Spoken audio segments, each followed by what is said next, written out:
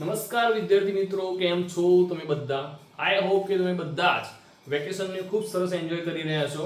તો વેકેશનની અંદર પણ આપણે ધોરણ 12 સાયન્સના નાના નાના એવા લેક્ચર જોતા રહીએ અને આપણું 12 સાયન્સનું જે ફર્સ્ટ લેક્ચર છે વિદ્યુતભાર અને ક્ષેત્રો એ સંપૂર્ણ રીતે આપણે પૂર્ણ કરીએ એવી હું તમારી જોડે આશા રાખું છું.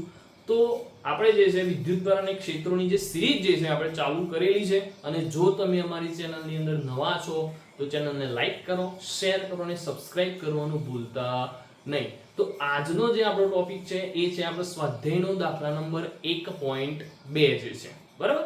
તો એની આજે આપણે શું કરવાના છે, ચર્ચા કરવાના છીએ. તો જોઈએ ભાઈ 1.2 ની અંદર શું માહિતી આપી છે અને શું શોધવાનું છે. ઓકે, તો જોઈએ આપણે પહેલા દાખલાની અંદર શું કીધું છે.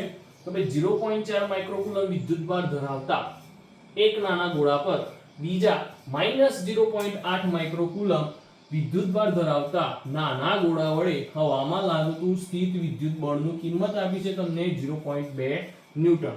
તો પ્રશ્ન એ કેવો છે કે બે વિદ્યુતભારો વચ્ચે અંતર કેટલું હશે અને બી આપ્યો છે કે બીજા ગોળા પર પ્રથમ ગોળાને લીધે લાગતું બળ કેટલું હશે. તો આપણે જ્યારે પણ એક્ઝામ્પલની શરૂઆત કરીએ છીએ તો પહેલા એની અંદર શું ડેટા આપેલો છે એ આપણે જોઈ લઈએ. તો Q1 ની જે કિંમત આપી છે આપણને એ આપી છે 0.4 માઇક્રોકુલમ. તમને ખબર છે કે માઇક્રો એટલે શું લખી શકીએ આપણે? તો 0.4 10⁻⁻6 કુલમ. Q2 ની જે કિંમત આપી છે -0.8 માઇક્રોકુલમ. તો એને પણ આપણે લખી શકીએ 0.8 10⁻⁻6 કુલમ. અને જે સ્થિત વિદ્યુત બળ જે છે એની કિંમત આપી છે 0.2 ન્યૂટન. ઓકે, હવે જુઓ કે બંને વિદ્યુતભારો વિજાતીય છે, એક પ્લસ છે અને એક માઈનસ છે. તો એ બંને વચ્ચે આકર્ષણ બળ લાગશે, એટલા માટે અહીંયા આપણે શું લખીશું? માઈનસ ચિહ્ન લખીશું. ઓકે, હવે પહેલો પ્રશ્ન શું કહે છે કે ભાઈ બંને વચ્ચેનું અંતર કેટલું હશે? તો જો તમને સ્થિત વિદ્યુત બળ એનું સૂત્ર ખબર હોય તો F બરાબર K Q1 Q2 ભાગ્યા શું કરીએ છીએ આપણે? R² કરીએ છીએ. અંતર જે છે એ નીચે છે, આ બંને વિદ્યુતભારો છે, આ તમારું સ્થિત વિદ્યુત બળ છે. આપણને અંતર શોધવાનું છે. તો અંતર જે છે એનું સૂત્રનો કરતા બનાવીએ તો R² બરાબર K Q1 Q2 divided by F. અહીંયાથી તો તમારો દાખલો એકદમ ઈઝી થઈ જશે. K ની કિંમત તમને ખ્યાલ છે 9 × 10⁹ Q1 ની જે કિંમત આપી છે આપણને આપી છે 0.4 × 10⁻⁻6 અને જે તમારે Q2 ની કિંમત આપી છે 0.8 10⁻⁻6 ડિવાઇડેડ બાય F ની જે કિંમત આપી છે -0.2 ન્યૂટન. હવે જો તમે આનું સાદું રૂપ આપશો તો આનો જવાબ કંઈક એવો મળશે કે 14.4 × 10⁻³ બરાબર, આવો જવાબ મળશે. અને હજુ પણ આમાંથી જો એક પોઈન્ટ દૂર કરશું આપણે તો એનો જવાબ મળશે 144 × 10⁻⁻4 બરાબર.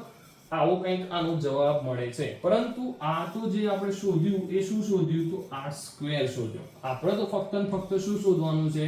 તો આપણે તો ફક્ત ને ફક્ત R શોધવાનું છે, R² શોધવાનો નથી. તો આપણું મૂલ્ય કંઈક આવું મળ્યું કે R² બરાબર 144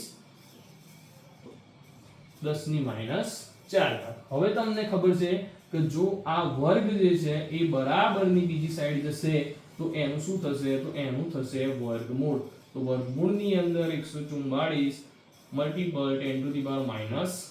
હવે તમને ખ્યાલ હશે કે 144 જે છે એનું વર્ગમૂળ કેટલું થાય? તમે કહેશો 12. હવે અહીંયા પ્રશ્ન થાય છે કે 10⁻⁴ નું વર્ગમૂળ કેવી રીતે લખી શકાય?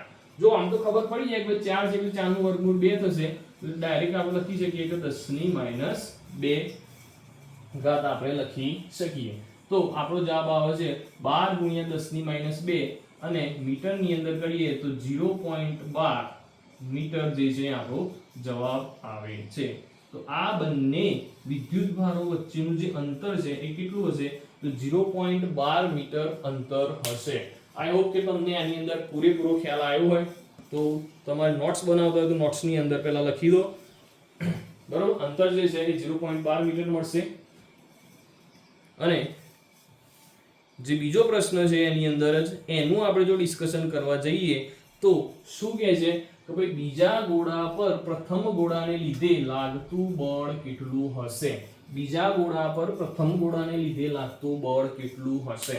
તો જ્યારે પણ આપણે કુલમ્બના નિયમના સદિશ સ્વરૂપની ચર્ચા કરી હતી ત્યારે આપણે એવું ડિસ્કશન કર્યું હતું કે ન્યૂટનના ગતિના ત્રીજા નિયમ અનુસાર કુલમ્બનો નિયમ પણ એના સાથે સુસંગત છે, મતલબ કે એક ગોળા પર બીજા દ્વારા જેટલું જ બળ લાગશે, બીજા ગોળા પર પ્રથમ ગોળાને લીધે એટલું જ બળ લાગશે, પરંતુ વિરુદ્ધ પ્રકારનું હશે. તો તમને જવાબ મળી જશે કે ભાઈ ન્યૂટનના ગતિના ત્રીજા નિયમ અનુસાર પ્રથમ ગોળા પર બીજા ગોળાના લીધે જેટલું બળ લાગે છે તેટલું જ બળ બીજા ગોળા પર પ્રથમ ગોળાને લીધે લાગે છે, પરંતુ એનાથી વિરુદ્ધ પ્રકારનું બળ લાગશે. ઓકે, તો આઈ હોપ કે તમને આની અંદર ખ્યાલ આવ્યો હોય. તો અમારી ચેનલને લાઈક કરજો, શેર કરજો અને સબસ્ક્રાઇબ કરવાનું ભૂલતા નહીં. Thank you.